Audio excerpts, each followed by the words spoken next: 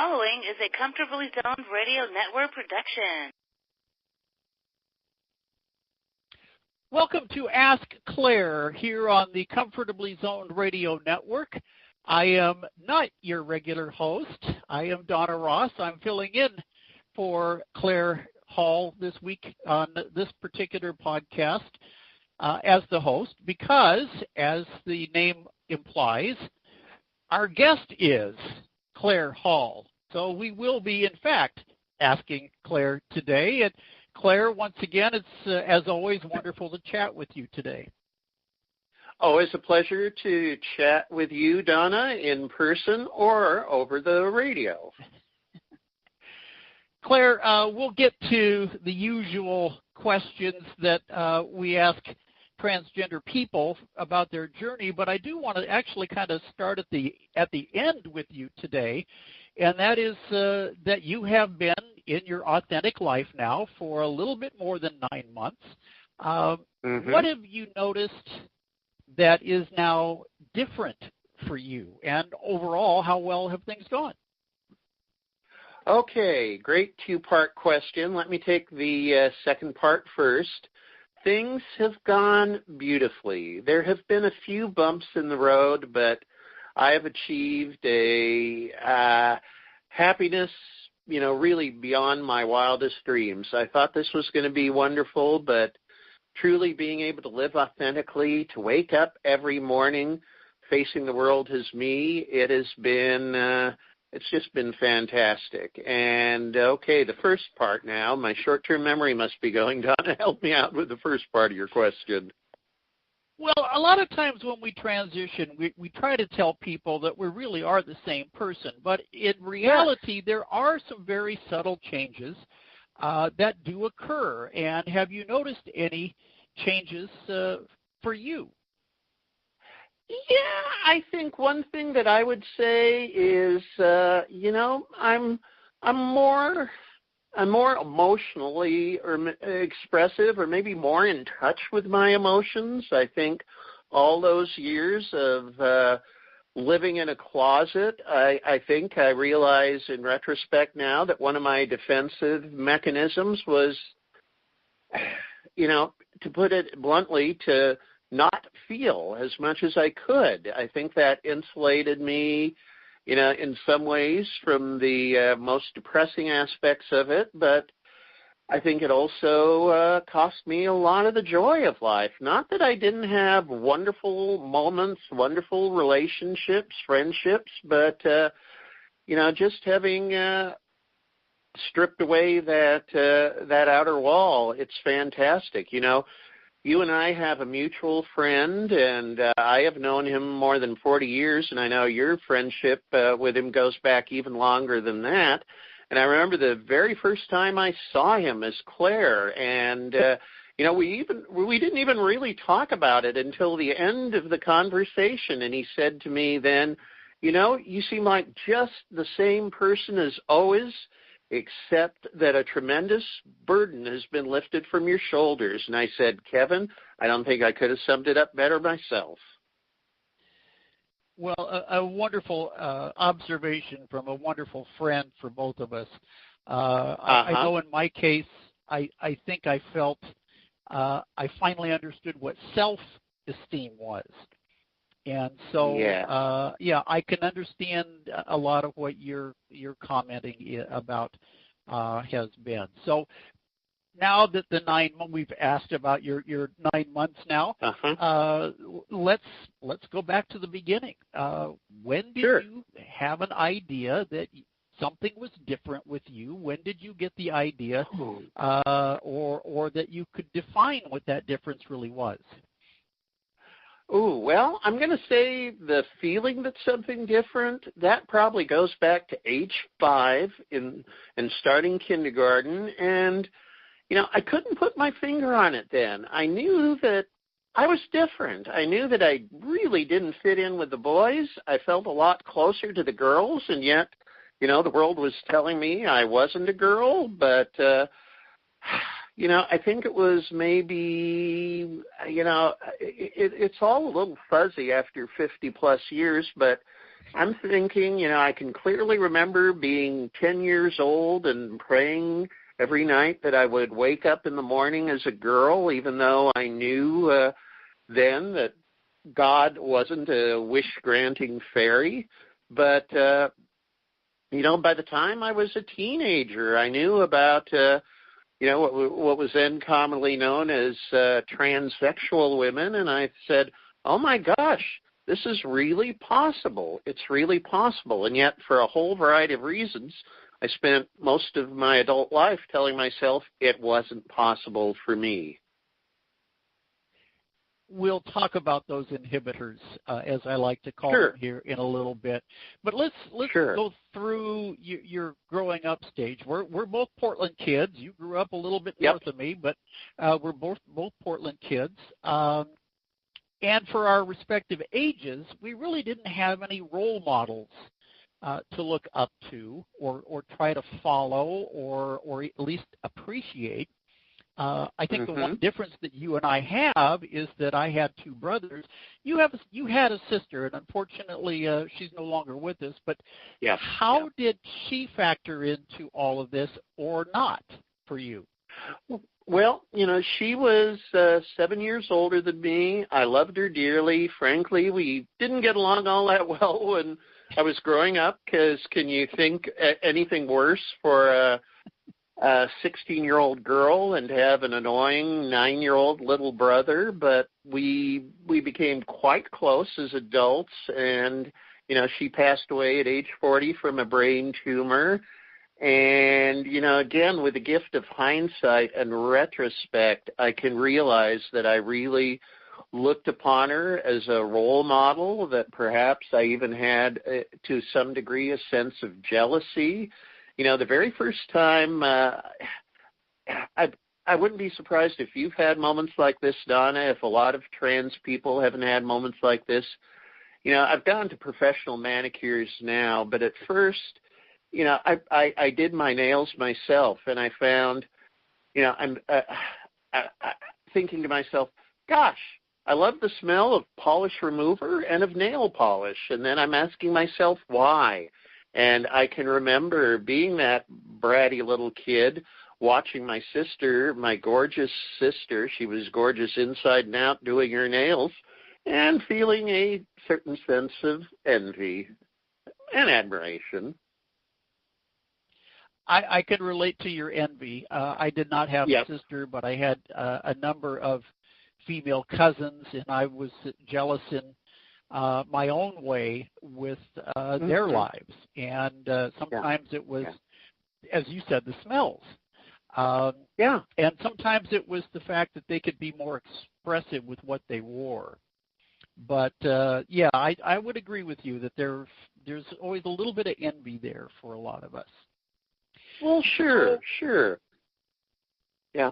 Talk about, for as well as you can, your high school years. This is when you were attending Adams High School in Portland, which no longer exists, but it also brought you in touch to the program, the radio program KBPS at Benson, which is where you and I finally were able to meet. Talk about Adams High School. Talk about the idea of doing this radio thing.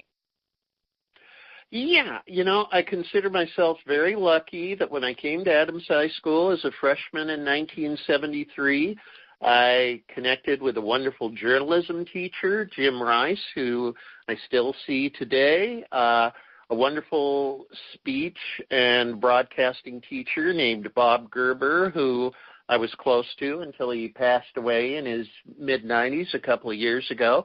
But it was Bob who encouraged me in the spring of 1975 to audition for a program on KBPS, again, produced all these years by our mutual friend Kevin, called Summer Sound. And, I think that was the beginning of my path into radio. And, I richly cherish all those years. And, again, looking at my past with 20/20 hindsight, I was a really shy, sheltered, and awkward kid as a grade schooler, but I thought that I really kind of blossomed, came into my own at Adams and at Benson through the KBPS program. But again, I realized I was, I still wasn't able to be the true me. I was able to find this wonderful public mask. And, I think a great journalist once said all journalists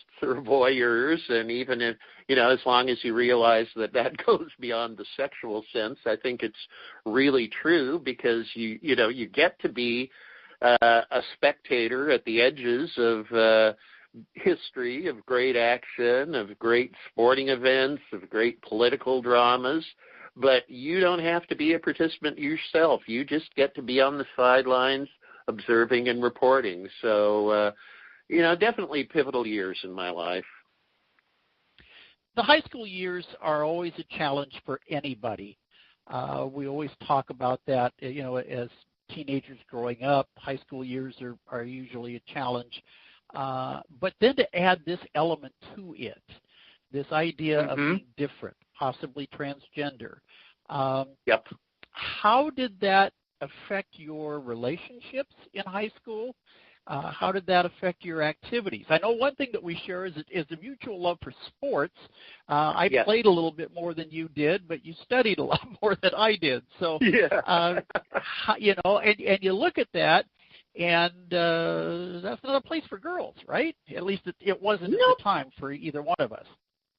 No, it certainly wasn't. And, that's a wonderful what if that I'm going to be turning over in my mind now. Had I been born genetically female, would I have been out there playing volleyball and softball? Adams did not enjoy much success in sporting, but in 1975, a rare exception was winning the PIL volleyball championship. But again, my relationships, I think, the high school activities, radio, TV, speech meets, again, that brought me out of my shell to a certain extent, but I never really socialized at all in high school. When I went to college right after high school, Pacific University in Forest Grove, and lived on campus in the dorm, then I started doing social things, but I think, I was still very inhibited in a lot of ways, especially socially in those high school years. So, that's where I was holed up studying and, again, getting personal validation through my near straight A average, although 40 years later, probably nobody cares about it except for me. But, that was a coping mechanism back then. Well, if high school is a time to, perhaps the best word to explain is endure, college really college is the time for exploration. So now you're at Pacific University in Forest Grove. Was there any exploration, even if, and I'm not necessarily saying, cross-dressing or anything like that, but maybe a little bit more study in the library instead of hitting the biology book, you're finding the one on Christine Jorgensen or something along those lines? To the first part, no. I was even too afraid to cross-dress then, but, I think really since my teen years, and certainly the Pacific Library did give me some opportunities. I like to think of myself as a pretty diligent amateur student of transgenderism, and again, I think it was part of my trying to cope with my feelings. Probably some part of me wanted to convince myself that no, even though I strongly identified with females, that I really wasn't transgender myself, because, since I had come up with all those inhibitors, as you so aptly term them, that, I just never, ever saw myself being able to transition myself. So perhaps it was a form of self-denial to try and convince myself this isn't me. let's talk about those inhibitors a little bit. Certainly, we both made the career choice to be in broadcasting. You also did newspaper journalism as well. Neither one of those, and then you got into politics on top of it. None of those realms really are, particularly again, at our time in our lives,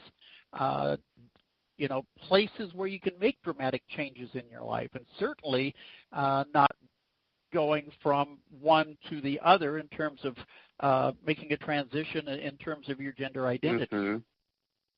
Oh, very much so, and certainly that has always been a big inhibitor until the dam broke a couple of years ago. But, there were others. Would you like me to talk about them? Absolutely, because I think other people need to know what held us back. What held me back is probably common with what held you back, but also there's going to be some differences. And I'm sure there are people out there that are still thinking about their authentic lives, but they have inhibitors too. Sure. And family, I think to some degree definitely this was for you, and it certainly was for me. I absolutely convinced myself that my parents wouldn't have been able to deal with it, although, in retrospect, I think because of the generation they grew up in, if they were alive now, they would both be, I think, 94 this year. But, in retrospect, I think it would have been a lot for them to absorb, but I really believe they would have come to terms with it, that their love for me was stronger than anything else. But, that was a big issue. Certainly the fact that all those years in broadcasting and newspaper work, back then, I don't think any insurance programs covered it, and I certainly didn't have the resources to finance it all on my own, or at least I convinced myself that I didn't. Something else in retrospect that I've thought about is, again, my research on the history of this is that even well into the 1980s, the medical community, really serves as gatekeeper for trans folks. And I believe the path, as late as the 1980s was much narrower than it is today. And the fact, this may be an original observation in me, or maybe it isn't, but again, as recently as the 80s, I think the whole goal was, a phrase that I don't hear as much anymore is going stealth, that there was no distinct transgender identity back in our youth. There was an outwardly gay identity, but for trans people, the great goal was to pass as a cisgender person, and being 6 feet tall with broad shoulders and kind of a naturally deep voice, I just didn't ever see that happening. So these were all the justifications I created in my own mind to tell myself, not for me. You mentioned that some of the inhibitors there were family. And I will simply say that your parents and my parents were pretty much the same age. And, my parents did have problems with it initially, although one and then the other finally came around so that I was able to at least reconnect with them before both of them finally passed on. So I think maybe out of all of the others, family seems to always be that one big inhibitor that we face. Oh, sure. So now go ahead. No, I was just going to say I think that's true, but I hope anybody who is, at the precipice you and I were at, and really believe that family's an inhibitor, just think it through carefully, and maybe your fears aren't as real as they seem. Okay. Now, we're going to get into the late 1990s now. Late 1990s, early 2000s. The internet is around now. I know it was kind of the internet that helped me in 98, 99 understand that somebody my age could in fact transition. But when you reached out to me a few months before you finally made your new life possible, you told me that one of the ways you dealt with your other self, I'll just phrase it that way, was that you used to write a lot of short stories for one of the websites I used to frequent, all the way back to like 1999, 2000. And I thought that was kind of an odd connection here that the two of us had. Was that a way for you to experience Claire without having to necessarily be in the world as Claire? Oh, definitely. I remember stumbling across that website back in 1999, probably not long after I got my first PC at home, and after many months of reading stories on that site.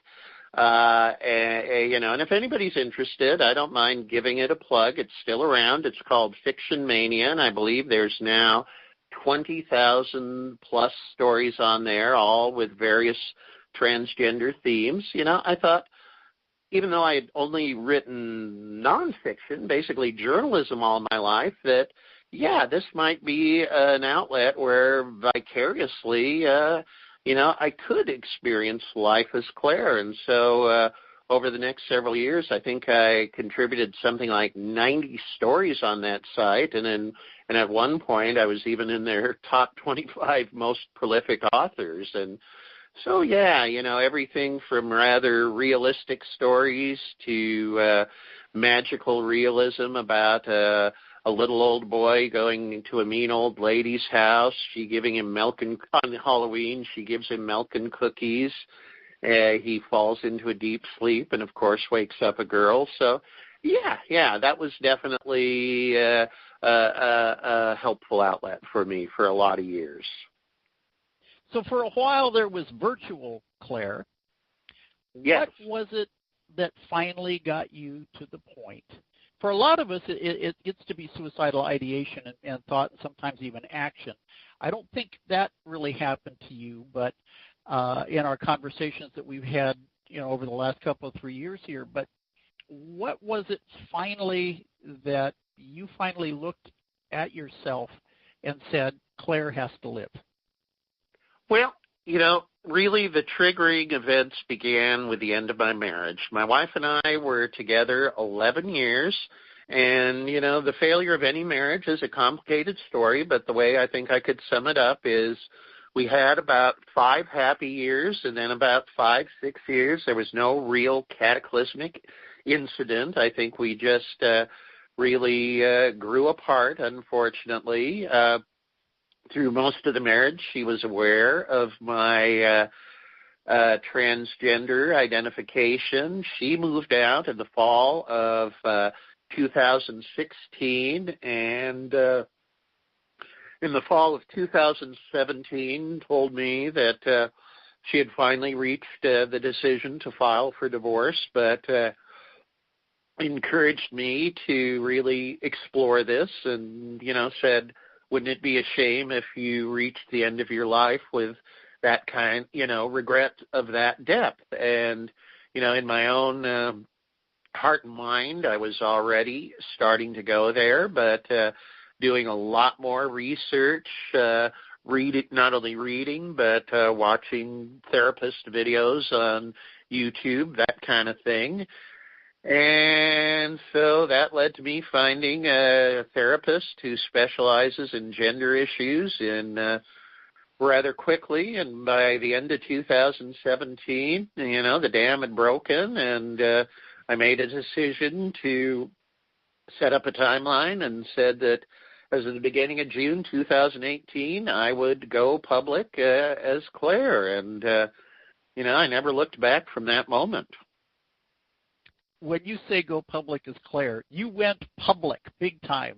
And I, again, in our shared journeys, my story came out in local newspaper in Portland, was also on television here. You had a wonderful article written by a friend of yours for the Oregonian that came out on the early part of June. I think it was June 2nd, as I recall. Correct. Talk about the apprehension about having that first come out and then the immediate aftermath. And I want to talk about one thing in your aftermath. If you don't mention it, I will. So go for it. Sure. I think maybe a logical person would have, you would think would have had some aftermath about such a huge, or apprehension about such a huge life change and doing it on such a huge public stage. And even, the observer within me kept thinking, as this gets closer and closer, am I going to get cold feet? Am I going to be asking myself if this is really the right thing? But honestly, Donna, I never had 1 second of that. I mean, I began, I think about 90 days out, I began counting the days, and in that final week, I was literally counting the hours until I could say goodbye to my male self forever. And, I had a lot of trust in Lori, the reporter who did the story, but, I know how a big daily newspaper operates. I had, no input on the final project, no opportunity to review it beforehand. I just put my trust in her, and I think my trust was richly rewarded. I think she did an absolutely fabulous job of telling my story, and again, I really feel like I've got mostly very, very good people in my life, and was pretty hopeful that it would go well. But the outpouring of warm thoughts was, again, far beyond my expectations. Not only hearing from people part of my everyday life, but some people literally I hadn't heard from since grade school. And people by the dozens who I'd never met, but still were saying they were touched and moved by my journey and really quite happy for me. One of the people you had not met to that point, but subsequently did, and you sent me a copy of that picture, was of a young trans girl with her mother who had a beaming smile holding up your newspaper. Yep. We talked about the fact neither one of us had role models. And here, one day into your life, you are a role model. Yep. Her name is Ella, and she recently celebrated her 3rd anniversary living her authentic life. And I had already met her mom, but as you said, Ella and I had not met yet. And when her mother sent me those pictures, which she did give me permission to share on Facebook, I mean, of all the joyous things that happened in the aftermath of that, seeing those pictures, that was, darn it, I'm choking up again right now, but that was the most beautiful moment of the whole experience. I'm glad you answered the question because I was choking up trying to ask it because I remember seeing that picture as well. Claire, we have about 2-3 more minutes left here. Sure. Since that time in June, you have done what a lot of people do, but not all of us, but many of us do, and that has gotten involved in a number of different ways. This podcast is one of them. What are some of the things that you've been blessed to do and you plan to continue to do in the years ahead? Well, certainly sharing on Facebook. I've got a pretty big Facebook following, I think more than 3,600 people, including a whole lot of trans people, and so many people have told me, gee, I never knew a trans person before, or I met one, but I've never known one along their entire journey. And I've tried to be pretty open about sharing about my journey. And again, the amount of positive feedback I've gotten, people saying, you're educating me. Thank you. That has been big. Through my friend who is associated with Basic Rights Oregon, I was able to be a presenter at their coming out monologues last fall. I've had some other media interviews. Had a wonderful interview at the end of June last year on OPB's statewide program, Think Out Loud. In the fall, the National Association of Counties newspaper did a nice full-page spread about me. So, just every opportunity I have to educate and advocate, I think, you and I and some other folks, have made the decision. I know that for some people they can't or they're just not comfortable with it. So being as active an advocate and educator as I can be, that, I just feel like this is the best way I can give back all the goodness that has been given to me on this journey. Claire, it's impossible to talk about a person's life in 30 minutes, but I think our time is pretty well close to being over here. Since I got to be the host today, I will thank you for being my guest on Ask Claire, but this is your podcast, so I'll let you have the final say and the closing for this particular recording. Okay, Donna, thank you so much. I believe you were my second guest, and now you're my very first guest host. It's been a pleasure, and I still, after all these months, haven't come up with an original closing. So, and I'll keep using the one I've been using. To all my listeners, thank you so much for joining us, and until we meet again, happy trails.